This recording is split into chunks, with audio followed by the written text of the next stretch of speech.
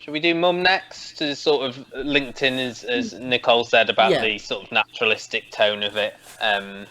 Okay, well, you went to the screening to this one, so yeah, I did, sort of yes, and I also wrote a review of this on the website. This is the third and final series of the brilliant. I suppose we could use comedy drama, couldn't we? But this is Leslie Manville as Kathy, and sees all the characters journey to a country estate where Kathy's brother Derek, it's his birthday week. Derek's partner Pauline has hired out this estate for his birthday, having got a large divorce settlement.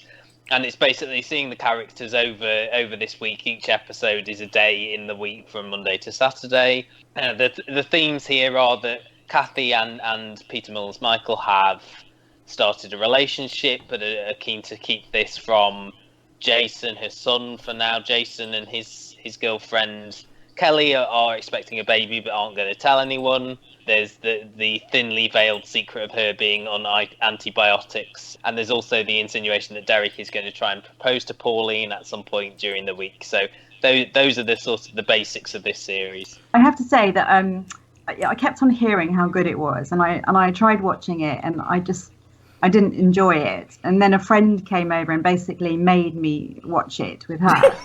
And just sit down, don't move, Mum's on. Yeah. Exactly. So then I finally got it. There's been a few of these now, haven't they, where they're comedy dramas, and they're more drama than comedy. Yeah. And they're not that funny, really. No, it's more I have come to smiles. love it, and certainly I thought the first episode of this series, I've seen the first two, was just really beautiful. There's a scene between Kathy and Kelly when Kelly basically, her mum isn't really around. Her mum's pretty useless, and she sees Kathy as a mum and really respects her. Doesn't want to say that she's pregnant, but just really needs someone to help her. So she's talking asking about for a friend. Yeah, she's asking for this advice for a friend, and it's so beautifully done that I was crying in the screening for that. One of my friends from Sainsbury's, who you don't know, she wasn't at my birthday.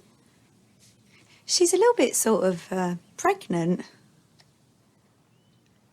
Oh, okay. Yeah, just like 6 weeks, 4 days or something like that. And she was asking me, and I said I'd ask you because you know everything. You're basically the best person I've ever met. Have I told you that? You might have mentioned it, yeah. Yeah. Well, she was wondering whether, when you're as pregnant as she is, 6 weeks, 4 days or thereabouts, whether it's normal to get like little pains in your tummy. How little are they?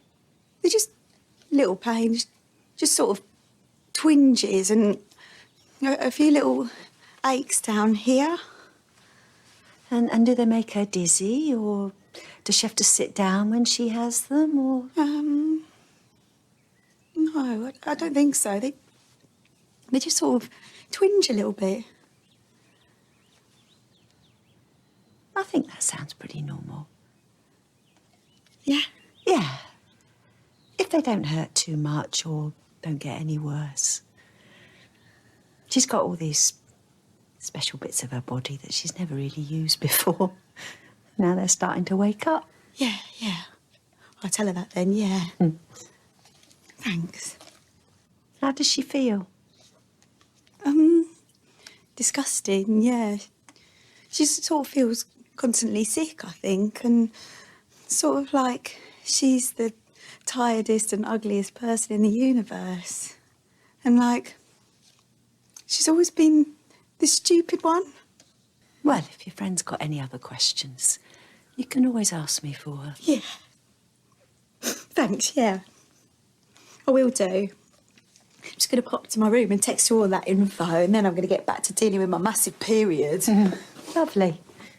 If you have watched the previous two series and you're really invested in these characters now, and everybody loves the love story, the really understated love story of Kathy and Michael, but even the other characters are quite monstrous, and I think that's what partially put me off at first, is that they are all quite monstrous, particularly Pauline, but even Kelly and Jason. but suddenly you see a whole different side to all of them, I think. And I suppose underneath everybody there is this pain and just trying to survive and do the best they can and trying to cling on to whatever they can that might make them happy. Yeah, I mean, what struck me when watching, because I've seen the first two as well, Matt's gone through the whole series like it's a packet of biscuits.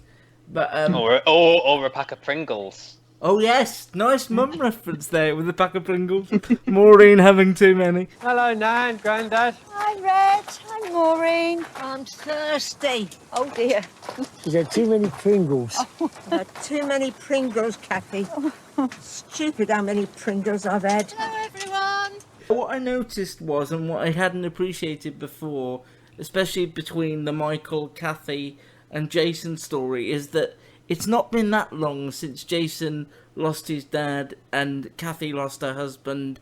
Mike was best friends with her husband, and so the father figure or Jason's father and Kathy's husband sort of looms over the series now, and that's why Jason is struggling so much to accept the fact that his mum and his dad's best friend might have genuine affection for one another, and that isn't something I'd really given much credence to before, but it is important in this series when they start to come out as a couple. So in the second episode, everyone makes a big deal about Kathy falling asleep on Michael when it's a perfectly normal thing to do and could easily happen, but of course Jason's still got this grief which is handled really well, and I just think again the dialogue is brilliant. Things aren't overtly funny, as you say. Things are funny because we know who these people are now, and we know how they speak, but they're not laugh out loud funny, and I think that's Although, I was saying to you, and Nicole, did you say you were at the screening? Yeah. Yeah, it was odd, wasn't it, that people were laughing out loud almost consistently throughout both the episodes. Yeah, and I don't know whether that's because they were funnier or just when you're in a group with other people, you laugh more. To me, it's a very intimate show, and so I wouldn't like to see it with a big group because it's not a comedy in the same way that Only Fools and Horses was a comedy, or dare I say Mrs. Brown's Boys? I don't know, but it's not an overtly comedic show. It's got a real heart to it. Matt, as someone who's seen all six and who is a massive Mum fan, are you satisfied by this series and where it goes and how it ends?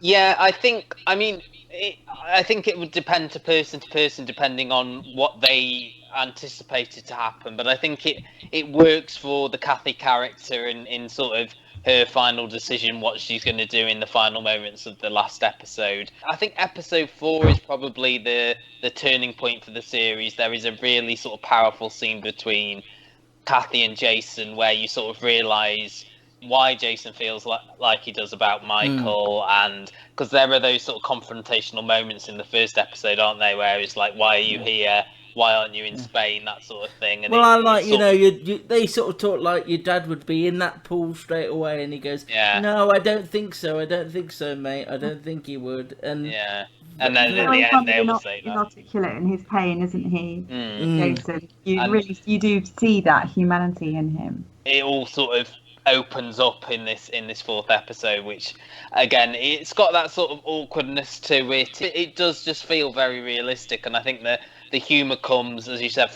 from the characters and from knowing the characters and their sort of interplay. And I think what works about this series, having them out of Kathy's house, is you get sort of pairings that you wouldn't have got previously in the series, because everyone sort of interacted in pairs. Really, they would come to the house, do their little bit and go, whereas here everyone is, for a better term, stuck together for a week, so you get little interactions. There's some lovely bits between Derek and Kelly, for example, Pauline interacting with Reg and Maureen, which I don't think you really got up to this point. So it's nice to see the dialogue, which I think is really beautifully realised, and even when these emotional moments come in, they are sort of punctuated by jokes. I'd say that fourth episode, and I think it was the fourth episode in the last series, wasn't it, that we really praised? That was the one where Michael's mum had died, and he did that, his admission and finally of his feelings for Kathy. But no, I mean, I think everyone will be satisfied, but as it goes on, Dorothy Atkinson has got a really good arc as Pauline as well. As we say, she is this sort of monster, but you see her sort of insecurities and things like that bubbling towards the surface. There's some nice moments between her and Kathy in the third episode when she's sort of confronted by the lady who owns the property. It's just brilliant. Is I it really all right if enjoy we it. stop here? Because I'd really like to go and watch the rest of Mum, Yeah. if possible.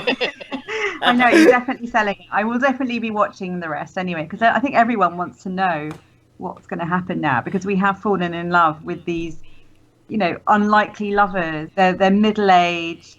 They're both quite solo, lonely characters, but they found this very special love, and I think the whole nation's probably fallen in love with them as a couple.